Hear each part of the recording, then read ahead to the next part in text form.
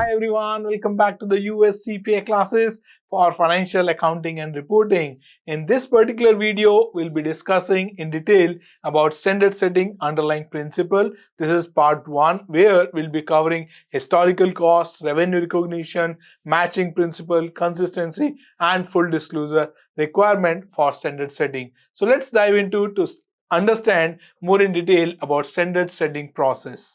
Today we'll be continuing in chapter 2.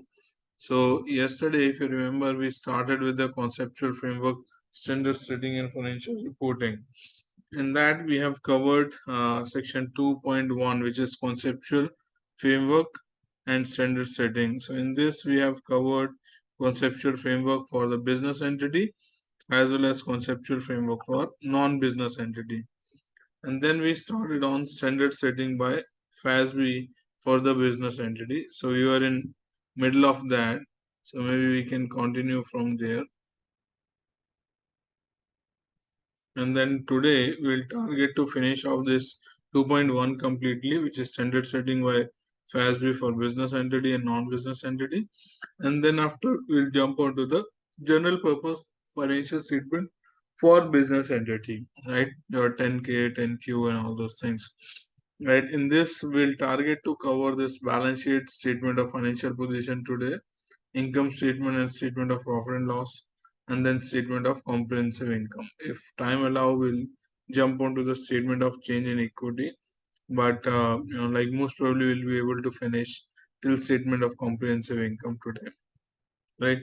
So whatever is in green color is the target to finish off today, and then rest will take care in the next weekend, right? So if you remember, like we have gone through this conceptual framework, right? We have discussed all these points in detail and we have done certain practice question also yesterday, and where we left was this standard setting underlying principle. So when you are setting, when 𝐕ASB or IASB or GASB who is setting up the standard, what all underlying principle they keep in mind? What are the bases of developing that accounting standard codification, or you can say the basis of setting up the gaps, right? So underlying principle are basically the basic general rules upon which more detailed accounting standards are built. So these are, you can say, underlying principle, underlying assumptions, or you can say broader prospect basis which, when you're developing any accounting standard or any gap, you need to keep in mind these certain principles. So what I have done over here for simplification or better explanation, in the first column I put the principle, and in second column we put like explanation of that principle, and then we have tried to add certain examples for which you can correlate the application of that respective principle, right? So there are around 10 plus principles, maybe like if you see historical cost, revenue recognition, matching principle, consistencies, full disclosure, objectivity, verifiability, separate entity, going concern, measuring units, and periodicity. So around 11 principle we have, right? So we'll be discussing these one by one, and we elaborate through some example, but it will be good like you also can share some examples relating to these principle based on your experiences, right? The first one is historical cost. What is historical cost? Any idea?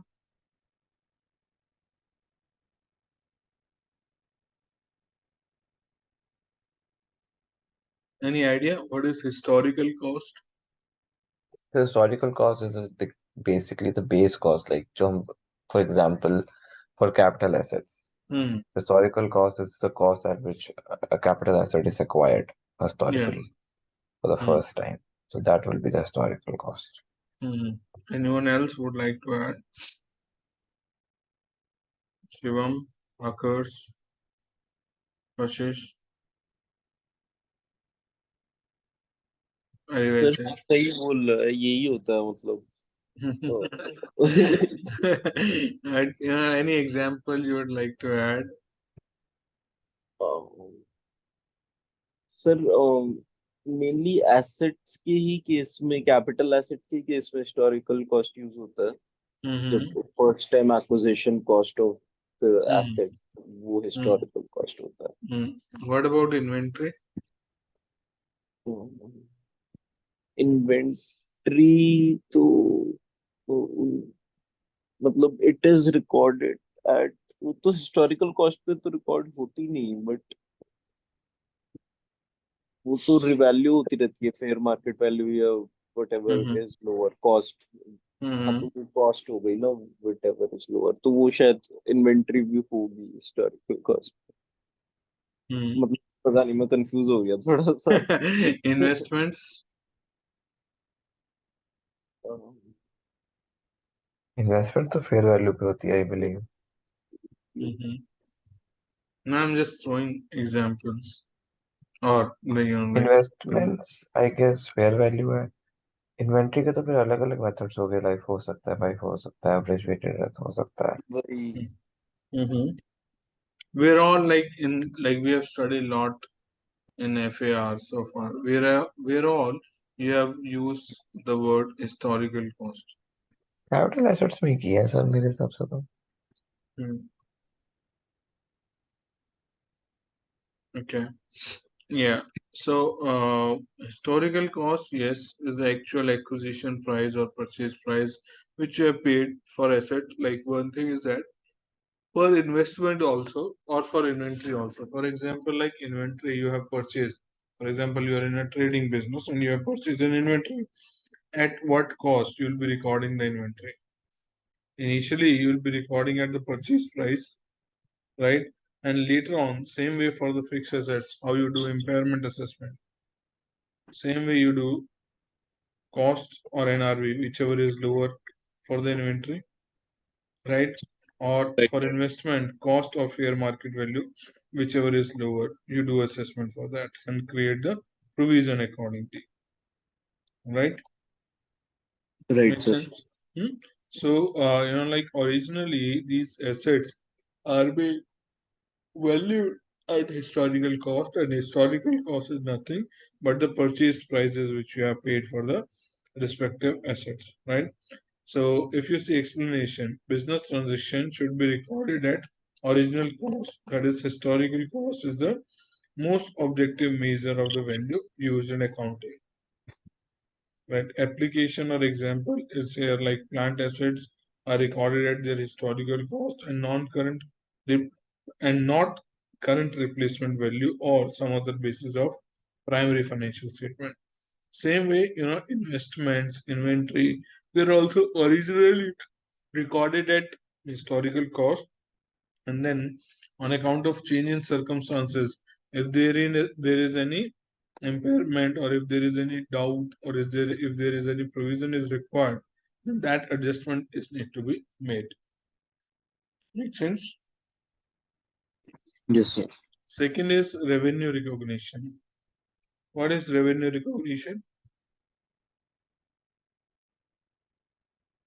So revenue recognition basically refers to that revenue from sale of any product is being recognized at the correct amount at correct time as per as required by the standard. Yeah, Gurmehar, Shivam. Basically जो 5 step model पढ़ा था हमने। What was that 5-step model?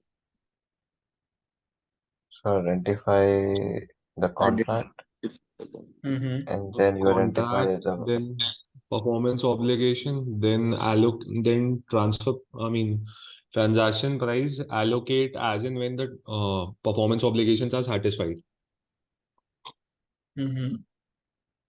And then last one, recognize the revenue. Recognize the revenue. recognize the revenue, right?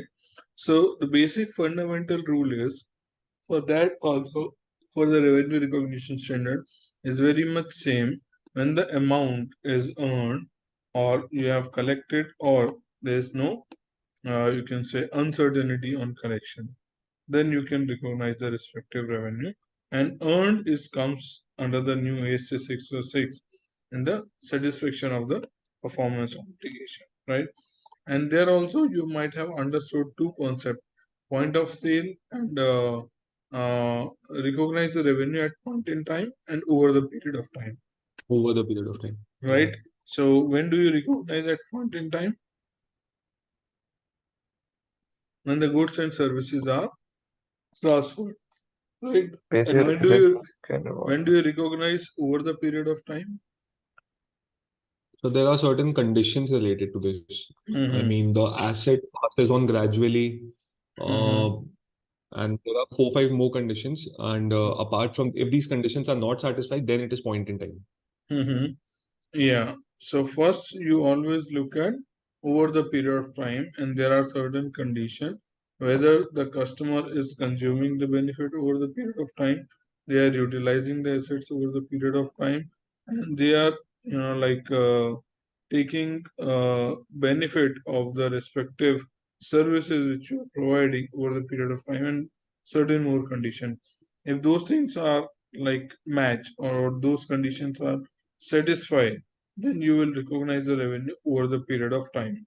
But if none of these conditions satisfy, then you have to recognize the revenue point in time. Right? So accrual accounting recognizes the revenue at point of sales and is generally accepted as opposed to cash basis of accounting, which record revenue in a period during which cash is received. So for revenue recognition, the accrual system of accounting you should be relying upon. Third one is matching principle. Right? For expenses, all the time we have discussing the concept of matching principle is very important. Any idea what is matching principle? I'm sure you all might. When we recognize the revenue, there is a corresponding expense which we record in an income statement. So there is a matching of revenue against the expenses, like revenue against cost of goods sold. Yeah, Kashish, Shivam. So for any asset, you have the benefits, and thereafter you have to recognize the depreciation associated with that asset. So this sticks to that principle of matching principle, and the same goes for any other activity as well. You have to recognize the associated cost alongside the revenues which are earning out of it. Yeah, very true. Yeah, like the example you have shared, like if you are recognizing revenue for sale of product, you need to recognize the cost of goods sold in the same period. Same way, if you are recognizing income from asset, let's say rental income or maybe royalty income, so depreciation expenses or other expense relating to that property for that particular period need to be considered in the expense item. Or if you are like, if you remember, like there was investment income, right? For example, if you are into trading of shares and debentures, and from that you earn some income in the way of like capital gain or in the way of dividend, and you have incurred certain expenses, which is your brokerage commission, agent commission, or some other expenses to the professionals which you are paying. So if you are if you are recognizing that income, then you have to recognize the expenses relating to that income in the same period, right? So if you see here, like in explanation, match revenue with expenses in same period to properly report profitability, and match realized revenue with those expenses and expired costs necessary to generate them. An example could be the accrual basis of accounting correctly match the revenue from the sale of goods with the historical cost of inventory sold, that is cost of goods sold, and salesperson salary or other applicable costs and expenses. Right? Matching principle is clear? Yes, sir. Fourth one is consistency. What is consistency? Any idea? So same accounting method policies to be applied over the period of time in order to ensure that the results are not distorted. Yeah, so we are doing like apple to apple comparison, not apple to orange. Yes. Gurmihar, you are saying something? नहीं sir. आकर्ष? Yes, sir. मैं sir यही बोल रहा था कि consistency means that accounting principles and policies are consistent over year. So that what it Yeah, means. absolutely true. To make it more comparable of the current year financial statement with the earlier year or future year, so management need to ensure that respective accounting standard or the respective accounting methods or application has to be applied consistently period over period. It should not be in one period they are changing to other and another period they are changing to different. For example, like in year 1, the company might be using cash basis of accounting, and in year 2 they have moved to accrual basis of accounting. In year 2 they realize accrual basis of accounting required a lot of effort, and in year 3 they move back to the cash basis of accounting. So that's not right? So they have to follow the things consistently, right? Same way, like in first year, if they're using FIFO method of inventory valuation, and in year 2 they decided to move on to the LIFO method, and then year 3 they wants to move to the weighted average method, even though all the methods are being acceptable as per GAAP, but ideally the company should not be doing it, right? And if they are doing it, they should be considering the impact retrospectively, right? So all the change in accounting principle do have impact retrospectively, not prospectively, right? Make sense? Yes, sir. Yes, sir. Yes, sir. Then next principle is full disclosure. What do you mean by full disclosure? What comes in your mind when we say full disclosure? Like, sir, all the information has been provided without any, sir, all the information has been What All the provided relevant information to be provided, जो in जो the balance financial statement. Item से related हो और उसके जितने disclosure standard में बोले गए हैं वो पूरी देनी पड़ेंगी. So even it's a small transaction, it should be recorded in it. Yeah, Akash, good measure. हाँ सर, बेसिकली जो भी आपके फाइनेंशियल को इम्पैक्ट कर रहे हैं, जैसे हमने एग्जांपल लिया था फायर का, जो मे बी अगर it's not related to that accounting period, but it would impact the inventory. So there should be disclosures. And in fact, जो हमारे financial से impact कर ही रहे हैं, तो उनके disclosures तो होंगे ही. So not just income statement, balance sheet, but every disclosure should be there around the same as well. Okay. So, yesterday, if you remember, we discussed two examples. One is for Amazon and one is for a startup company in EV manufacturing, right? So in that, you are invested in both the company. Let's say you are invested in Amazon and you are also an investor in a small EV startup company, right? If you remember, in Amazon, there were 10,000 senior managers, out of which 500 has been turned out or maybe resigned, and another 500 have joined during the period. Will that information required to be disclosed in the Amazon financial statement? No, sir. Why no?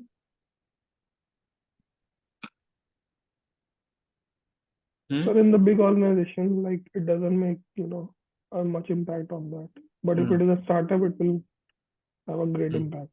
Yeah, so main thing is the materiality. Materiality at the oral financial statement. If the information is material and relevant, then only we'll be making the disclosure.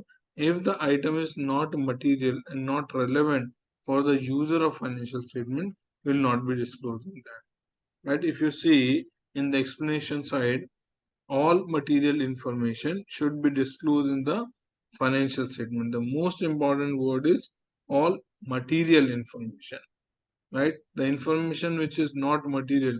For example, you are preparing the financial statement of a company like Amazon, right, who has operation in, let's say, 100 countries, right?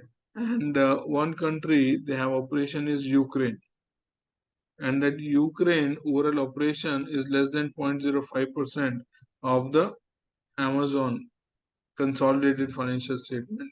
Do we need to disclose anything for Ukraine? The answer is no, because at the group financial statement it is so minor. Even though the event or trigger or whatever is happening might be big at local level, but at consolidated level, it will not impact less than 0.05%. Make sense? Yes, sir. Yes, sir. So financial statement should be provide necessary information so that user can make an informed business decision about the company. Example would be notes to financial statement are common from supplementary disclosure. Next one is objectivity. What is objectivity? Any idea?